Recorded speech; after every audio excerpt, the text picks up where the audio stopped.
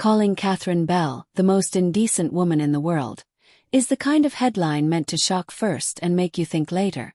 It's exaggerated on purpose, built to trigger emotion before logic kicks in. That's why it's worth sticking around, because what's actually happening behind titles like this is far more revealing than the headline itself. The real issue isn't whether she's indecent at all. The real question is why confident women are so often given labels like that, especially when they're just wearing everyday outfits and living their lives. Catherine Bell has been in the public spotlight for a long time, and people tend to lock celebrities into fixed versions in their minds. Some remember her as graceful and composed on screen. Others remember her as strong and grounded. So when she appears in a swimsuit, a striking outfit, or a confident pose, it clashes with the image some people decided she was supposed to stay in.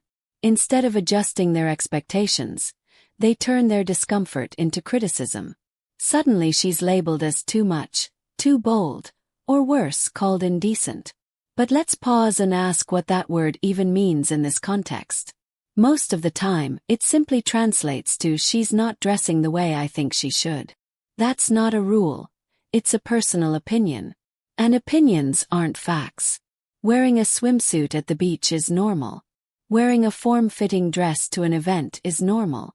Posing confidently in a photo is normal. The only thing creating controversy is how some people choose to respond. Age also plays a role here, even when it's not openly stated. Catherine Bell's age is often brought up as if it's part of the story itself. That's another tactic.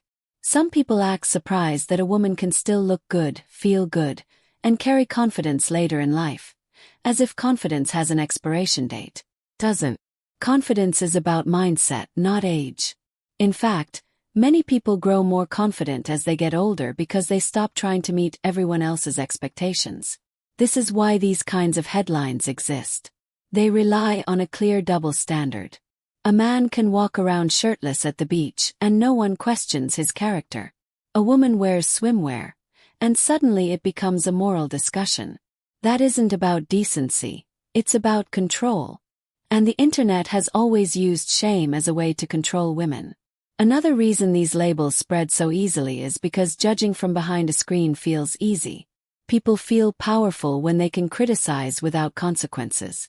A real person becomes a topic, not a human being. And the harsher the label, the more attention it attracts. That's why headlines don't say something simple like, "Catherine Bell looks confident at the beach."